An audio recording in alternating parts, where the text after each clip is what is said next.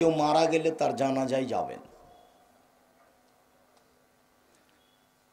জানাজায় গিয়ে যদি মাটি দেওয়া পর্যন্ত থাকেন তাহলে 2 কেরাত নেকি হবে, আর জানাজা পড়েই যদি চলে আসেন তাহলে 1 কেরাত নেকি হবে। 1 কেরাত সমান হল ওহুদ পাহাড়ের সমান। ওহুদ পাহাড় হলো 4 কিলোমিটার প্রশস্ত, 8 কিলোমিটার লম্বা। নিচে কত আছে তা মানুষ জানে না।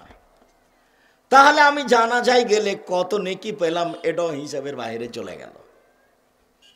এটা আল্লাহর দয়া, কিন্তু আমাকে যেতে হবে, এটা বাধ্য। মাইকিং করা হারাম। অমুক ব্যক্তি তার নিজ বাসভবনে রাত 3টার সময় ইন্তেকাল করিয়েছে, তার জানাজা বিকাল 3টায় অনুষ্ঠিত হবে, আপনারা দলে দলে উপস্থিত হইয়া সব শিষ্য হবের ভাগিদারে না। একবার নগদ মিথ্যা কথা। জাহেলিয়াতের যুগে চিৎকার করে মানুষের মরণের খবর বলা হতো, সেই জন্য আল্লাহ রাসূল এটা নাকচ করে দিয়েছেন। জাহেলিয়াত, মানুষ মারা গেলে জানাজায় যেতে হবে। 3 ইজুবে যা দাওয়াহ, মানুষ দাওয়াত দিলে দাওয়াত খেতে যেতে হবে। এটা একটা জরুরি অংশ। দাওয়াত দিয়েছে, চলেন দাওয়াত খেতে যাই। দাওয়াত খেতে গিয়ে যদি দেখেন শিরক বেদাত হচ্ছে, বাজনা গান চলছে, তাহলে ফিরে আসতে হবে। ফিরে আসাও জরুরি।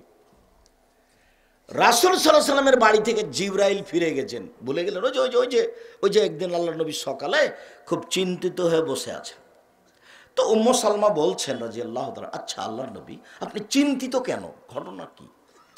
আরে জিবরাইল তো রাতে আমার কাছে আসতে চেয়েছিলেন, তিনি আসলেন না, কি যে হলো আমি বুঝতে পারলাম না, কেন আসলেন না, তাই আমি খুব চিন্তিত, কি হলো? তো এখন উঠেই তার চোখের নিচে একটা কুকুরের বাচ্চা ছিল, তিনি কুকুরের বাচ্চাটাকে বাইরে করে ফেলে দিলেন, দিয়ে ওখানে নিজে হাতে পানি ছিটিয়ে দিলেন, জিবরাইল চলে এসেছেন।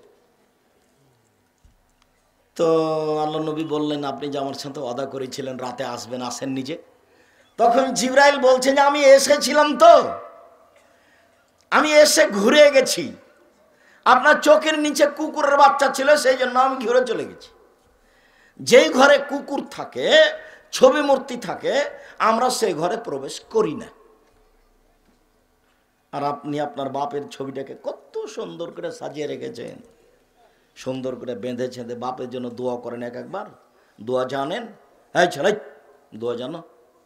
আল্লাহুম্মা গফির লি আবি ওয়ারফা দারজাতাহু বিল মাহদিন ওয়াফসালাহু ফি কবরি ওয়া নাব্বির লাহু ফিহি। আল্লাহ তুমি আমার বাপকে ক্ষমা করো, তাকে উচ্চ মর্যাদা দান করো, তুমি তার কবরকে প্রশস্ত করো, তুমি তার কবরকে আলোকিত করো। এটা বেটার দোয়া বাপের জন্য। কিছুই যদি না পারেন তো রব্বির হামহুমা কামা রাব্বায়ানি সাগীরা, এটা তো পারেন। এটাও বলার জন্য একটা পরামর্শ দেওয়া আছে সালাতে সালাম ফেরার পূর্বে।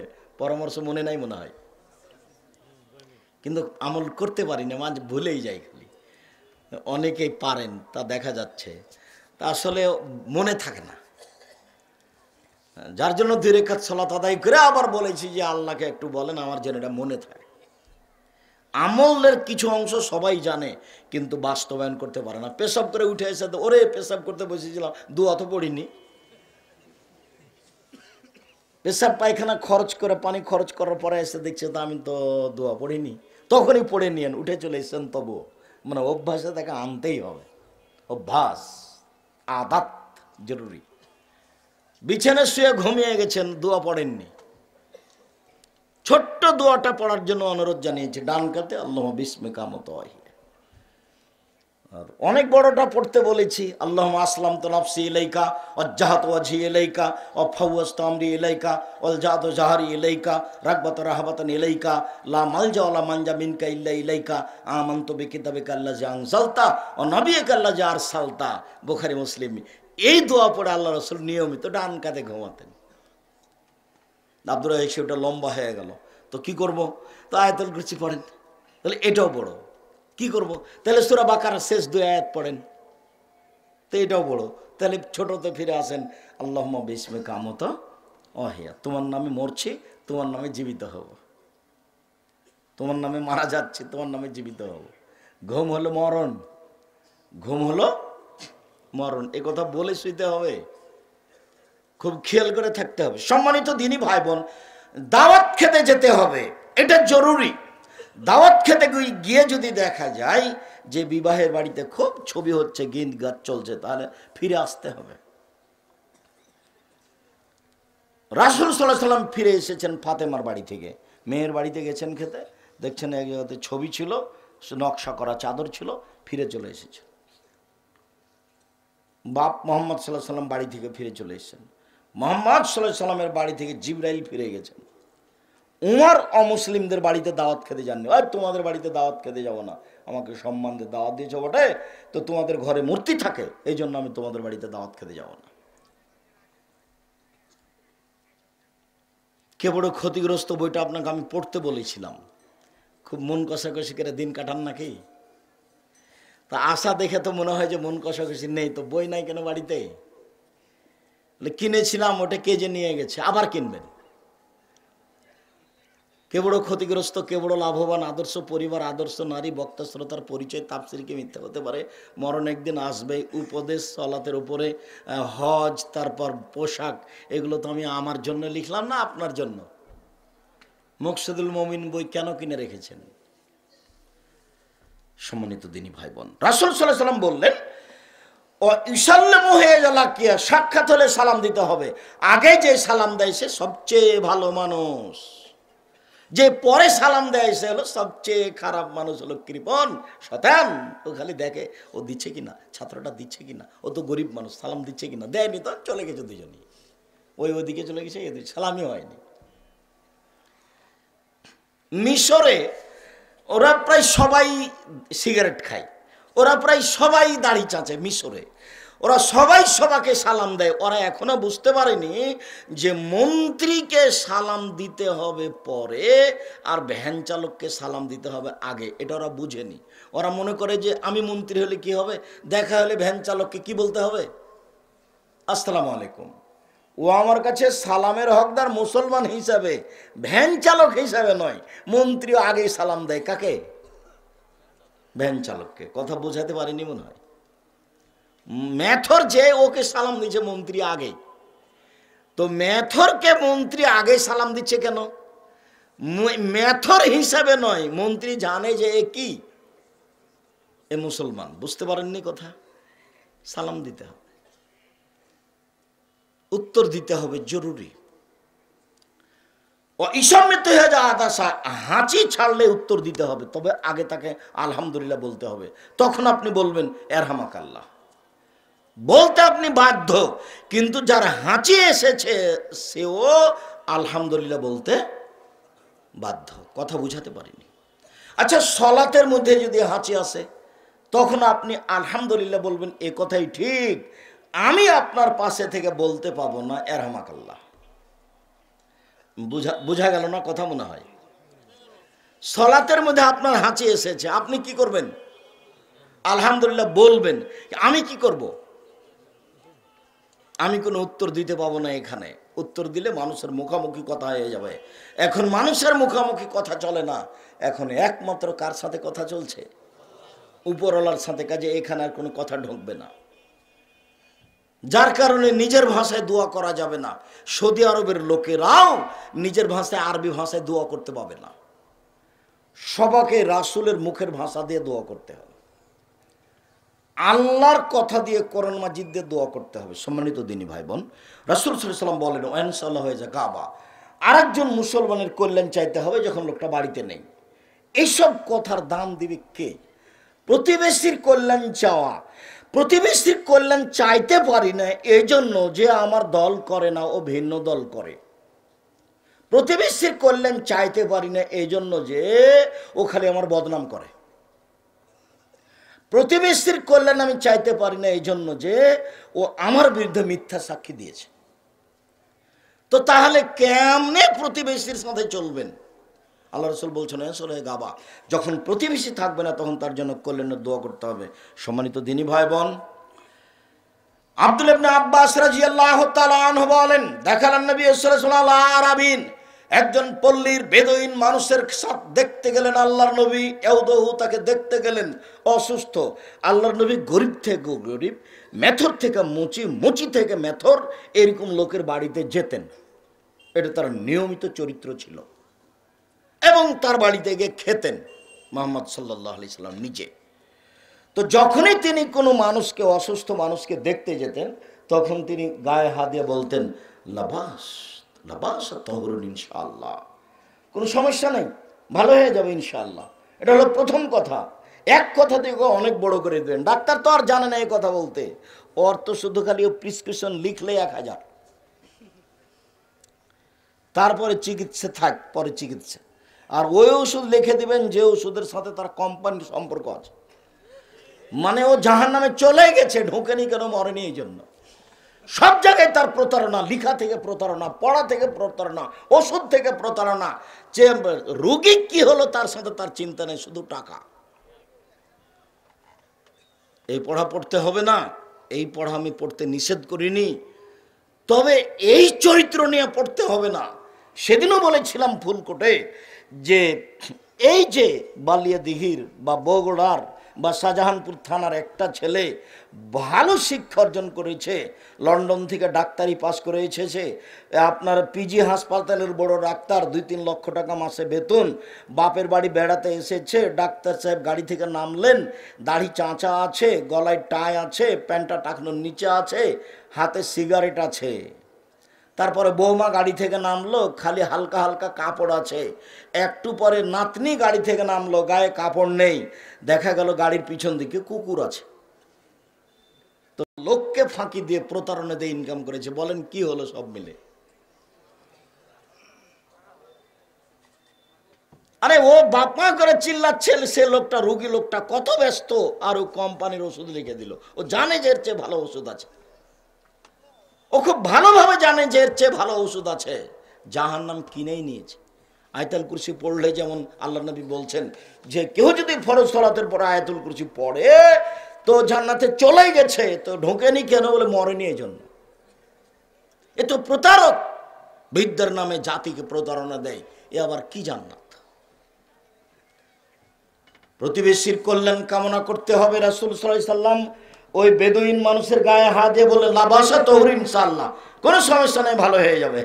তো পল্লীর মানুষ তো পড়াশোনা জানে না, অশিক্ষিত মানুষ, তখন বলছে কাল্লা, না না না, কখনো নয়। আরে তাফুর আলা শাইকিনাল হুম্মা, বৃদ্ধ মানুষের উপরে জ্বর 103 ডিগ্রি 5 ডিগ্রি, একবারে গায়ে জ্বর ফেটে যাচ্ছে, আর আপনি বলছেন যে ভালো হয়ে যাবে, কোনো সমস্যা না। আল্লাহ নবীর কথাটা উল্টা ভেবেছে। তখন আল্লাহ রসুল বলল আচ্ছা ঠিক আছে, নাম, তুমি যেটা বলছো সেটাই। তারপর আল্লাহ রসুল চলে গেলেন বুখারী মুসলিম। আয়েশা রাদিয়াল্লাহু তাআলা আনহা বলেন, আল্লাহর নবীর কাছে কেউ যখন অসুস্থতার কথা বলতো, এমসাহু বিয়ামিনিহি, ডান হাত দিয়ে তার শরীরটা বোলাতেন, ডান হাত দিয়ে। অসুস্থ মানুষের গায়ে ডান হাত লাগাবেন, এই ছেলে এই থামো, ডান হাত লাগাবেন আর বলবেন আজহিবিল বাস, রোগ দূর করো, অশফে, আরোগ্য দাও, আন্তা সাফি, তুমি আরোগ্য দাতা, লা শেফা, কোনো আরোগ্য নেই, ইল্লা শেফাও কা শেফাম, তোমার আরোগ্য তো আরোগ্য, লাইগদর সাকামা, এমন ভাবে ভালো করে দাও যাতে এর কোনো রোগী না থাকে। মুখস্থ আছে তো? সবাই যে হ্যাঁ বললেন কি না বুঝলাম না, মুখস্থ নাই তো অসুস্থ মানুষের বাড়িতে, বিয়ের বাড়িতে, দলীয় মানুষের বাড়িতে কি বলেন?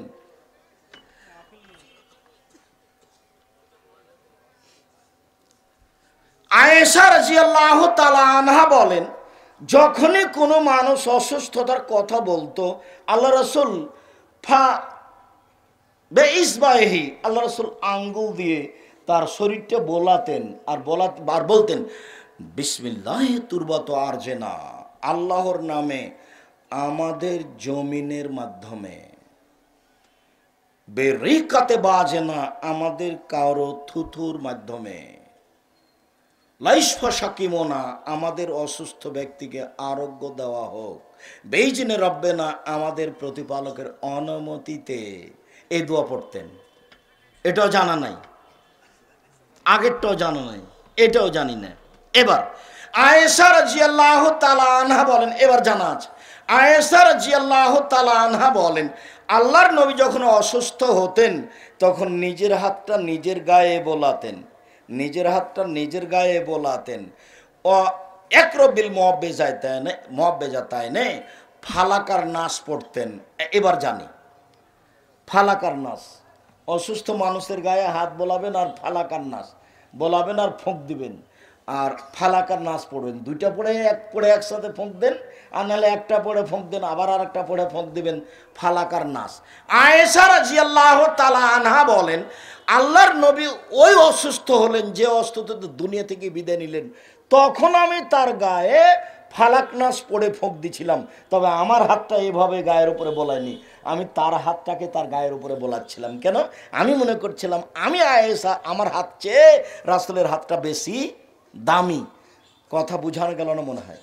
বুঝা গেল না স্যার? বুঝা যায়নি? মানে আয়েশা ফোঁক দিচ্ছেন রাসূলের গায়ে ফালাক নাস পড়ে, কিন্তু নিজের হাতটা গায়ে বোলাচ্ছে না নবীর গায়ে, রাসূলের হাতটা রাসূলের গায়ে বোলাচ্ছে। বুঝা গেল না মনে হয়? আপনি তার এখন আল্লাহ রাসূলের হাত পাবেন না, আপনি নিজের হাত নিজে বোলাবেন তার গায়ে, আর ফালাকার নাস পড়বেন। আয়েশা রাদিয়াল্লাহু তাআলা আনহা বলেন, পরিবারে যে কোনো মানুষ অসুস্থ হলে গায়ে হাত বলিয়ে ফালাক নাস পড়ে পড়ে ফোঁক দিতেন।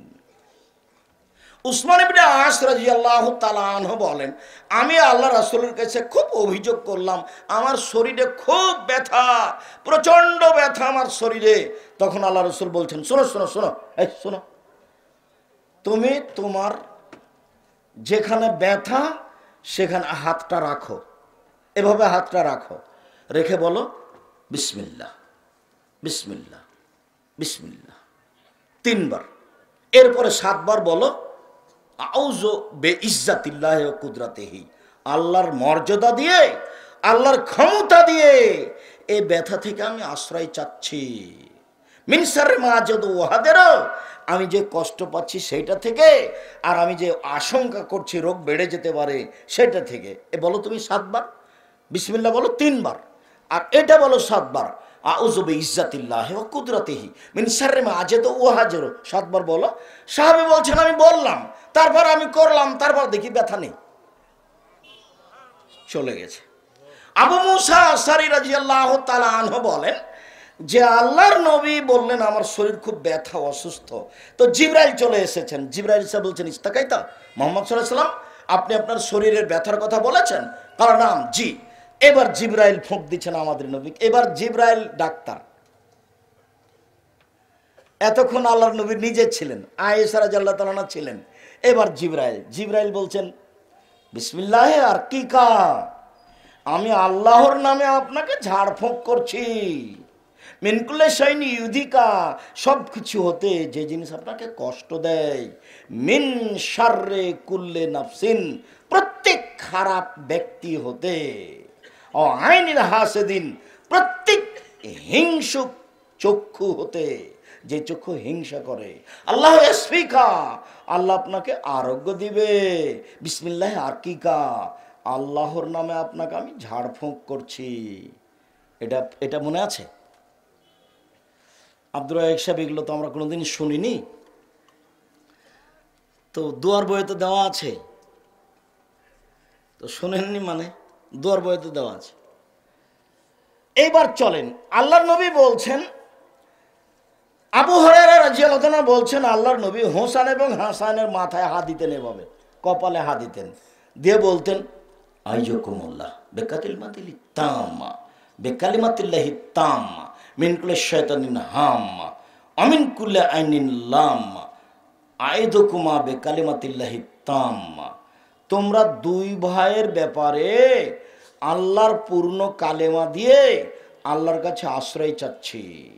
মিন কুল্লি শাইতানিন হাম্মা, প্রত্যেক শয়তান হতে এবং বিষাক্ত হিংস্র প্রাণী হতে। অমিন কুল্লে আইনিন লাম্মা, আর প্রত্যেক বিষাক্ত বদনজর হতে। বদনজর খুব খারাপ জিনিস, খবরদার বাচ্চার এই কপালে টিপ দিয়ে বাচ্চাকে বাইরে নিয়ে যাবেন না। কথা বোঝা গেল না? টিপ দিয়ে বাচ্চাকে বাইরে নিয়ে যাবেন না, বাচ্চাকে সাজগোজ করে বাইরে নিয়ে যাবেন না, সন্ধ্যার সময় বাচ্চাকে ছাদের উপরে নিয়ে যাবেন না, সন্ধ্যার সময় বাচ্চাকে উঠানে আগুনে নিয়ে যাবেন না, বাড়ির চত্বর বাইরে নিয়ে যাবেন না। শয়তানের নজর পড়তে পারে, মানুষের নজর পড়তে পারে বদনজর। বদনজর এমন একটা জিনিস, আল্লাহ নবী বলছেন যদি কোনো জিনিস ভাগ্যকে ভেঙে ফেলে দিতে পারতো তো বদনজরই পারতো। খালি আপনি বাড়িতে নিয়ে এসেছেন ছেলে, আর বাচ্চা একবারে বমন করে তুলে মরে মরে পেশাব পায়খানা, মনে হচ্ছে এখনই চলে যাবে, তার নামে বদনজর লেগেছে। বদনজর কি জিনিস জানেন? 1 মিনিট, এই ছেলে, আপনারা স্বামী স্ত্রী বাড়িতে বসে আছেন, আপনার স্ত্রী আপনাকে বলছে, শোনো, দেখছো মুরগির বাচ্চাগুলো কত সুন্দর সুন্দর হয়ে উঠেছে, তা আপনাকে দেখতে ডাকলো, তা আপনিও দেখলেন, স্বামী স্ত্রীর বাচ্চাগুলি দেখলেন। এবার আপনি জোহরের সালাত আদায় করতে গেছেন, এসে আপনার স্ত্রী বলছে, আরে শুনেছ, চিল এসে না 2-3টা বাচ্চা ধরে নিয়ে চলে গেল।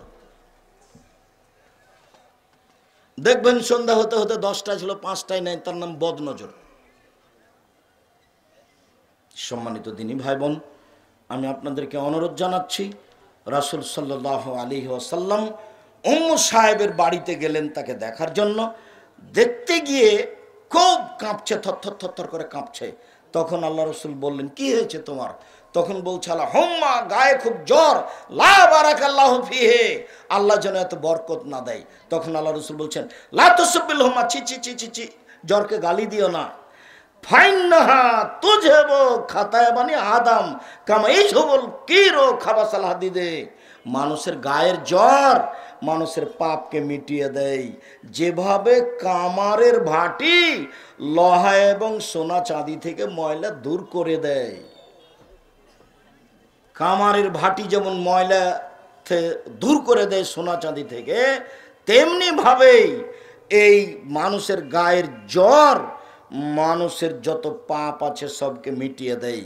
রাসূল সাল্লাল্লাহু আলাইহি ওয়াসাল্লাম বলেন, যখন মানুষের গায়ে অসুখ বিসুখ জ্বর ব্যাধি হয়, মানুষ যখন চিন্তিত হয়, দুরারোগে আক্রান্ত হয়, তখন ইকাফিরুল্লাহ তাআলা সাইয়াতিহি, আল্লাহ তাআলা তার সব পাপকে মিটিয়ে দেন। ও তাহুত্ত কামা তাহুত্তু সাজারাত রাকাহা, যেমনভাবে গাছের পাতা যখন শুকিয়ে যায় তখন top top top top top top করে পাতা যেমন ঝরতে থাকে, মানুষ যখন বিপদে পড়ে, মুমিন পুরুষ নারী গায়ে যখন জ্বর হয় তখন তার পাপগুলি এভাবে ঝরতে থাকে। আয়েশা রাদিয়াল্লাহু তাআলা আনহা বলেন যে রাসূলের গায়ে প্রচন্ড জ্বর ব্যথা দেখার পূর্ব পর্যন্ত আমি ভাবতাম যে মানুষ পাপ করলে মানুষের অসুখ বিসুখ হয় বেশি, কিন্তু রাসূল কি পাপ করলেন, তার গায়ে এত জ্বর, আমার উরু রানের ওপরে তিনি বসে শুয়ে আছেন, তিনি বলছেন, মাতা রাসূলুল্লাহ সাল্লাল্লাহু আলাইহি ওয়াসাল্লাম বাইনা হাকেনাতি ও জাকেনাতি, আল্লাহর নবী দুনিয়া থেকে চলে গেছেন, আমার চিবুক এবং বুকের মাঝে থেকে আমার কোলে ছিলেন, আমার থুতনির সাথে মাথা লেগেছিল, চিবুক এবং বুকের মাঝে থেকে তিনি দুনিয়া থেকে চলে গেছেন। আমার একটা আনন্দের বিষয় যে যখন তিনি আমার বুকের উপরে ছিলেন তখন আমার ভাই আব্দুর রহমান মেশাক নিয়ে বাড়িতে ঢুকলেন, তো তার মেশাকের দিকে তাকাচ্ছেন, তা আমি বললাম, মেশাক নেবেন? তখন একটু ইশারা করে বললেন, হ্যাঁ, আমি একটা মেশাকের ব্যবস্থা করে আমি নিচে দাঁতে চাবিয়ে আল্লাহ রসুলকে দিলাম। আল্লাহ রসুল মেশাকটা দাঁতে ঘষতে লাগলেন। আমি খুব খুশি হলাম এই জন্য যে আমার থুথু রাসূলের থুতুর সাথে মিশে গেল জীবনের শেষকালে, আমার থুথু রাসূলের থুতুর সাথে মিশে গেল শেষকালে। আমি আল্লাহ রসুলের কাছের দিকে তাকিয়ে আছি, আমার কোলের উপরে আছে, সামনে একটা বাটি আছে, বাটিতে পানি আছে, তিনি বারবার বাটিতে হাত দিচ্ছেন, দিয়ে পানিতে হাতটা ভিজে নিয়ে মুখের এভাবে বোলাচ্ছেন, মানে গায়ের জ্বর একটু কমানোর চেষ্টা করছেন। শেষবারের মতো তিনি হাতটা বাটিতে ঢুকিয়ে নিয়ে আসতে চাইলেন মুখের দিকে, কিন্তু এভাবে আস্তে আস্তে আস্তে আস্তে মুখ পর্যন্ত আসলো না। হাতটা যখন নিচে পড়ে গেল তখন তিনি বললেন, আল্লাহুম্মা গফিরলি ওয়ারহামনি ওয়ালহিকনি বিরফিকিল আলা, আল্লাহ তুমি আমাকে ক্ষমা করো, আমার প্রতি দয়া করো, উপরে যারা সম্মানী নবী রাসূল সালেহ সিদ্দিক শুহাদা ওদের সাথে আমাকে মিলিয়ে দাও। এই কথা শেষ, দুনিয়া থেকে শেষ। সম্মানিত দিনী ভাই বোন, আমরা আলোচনার শেষের দিকে এসে আপনার কাছে জরুরি কয়েকটি কথা, যে কথাটি প্রথমে বলেছিলাম, দান সবাই করেছেন এই কথা আমি জানছি। আপনার বসে থাকার উপরে আমি খুবই খুশি, আপনাকে আমি অন্তর থেকে ভালোবাসি, খুব বেশি ভালোবাসি। বালিয়াদিঘির এলাকার লোক, গ্রামের লোক, বড় পাথারের লোক হিসেবে আরও ভালোবাসি। আমার বক্তৃতার জন্মের এলাকার লোক, সেই জন্য আপনাদেরকে আরও ভালোবাসি। আমি এই ভালোবাসার খাতিরে 2-3টা কথা বলছি। তার একটা কথা হলো এই যে খালি হাতে কেউ যাবেন না 10 টাকা, 50 টাকা, 200 টাকা না দিয়ে। আর 22-23 ডিসেম্বর সম্মেলন রাজশাহীতে, আর 3রা ফেব্রুয়ারি সম্মেলন দিনাজপুরে, আর 2-3 মার্চ সম্মেলন রূপগঞ্জ, নারায়ণগঞ্জ, ঢাকায়। মর্মে সকল দিনই ভাই বোনকে এই মাদ্রাসায় সম্ভবপর 10 টাকা, 50 টাকা, 200 টাকা বৈঠকি দান, বৈঠকি দান থেকে কেউ ফিরে যাবেন না। সেটা যেটুকু পকেটে করে নিয়ে যাচ্ছিলেন সেখান থেকে 20 টাকা, 50 টাকা হোক। ও আর বই আছে, মাসিক আল ইতেসাম পত্রিকা আছে, ওটা আমি ভুলে গেছিলাম।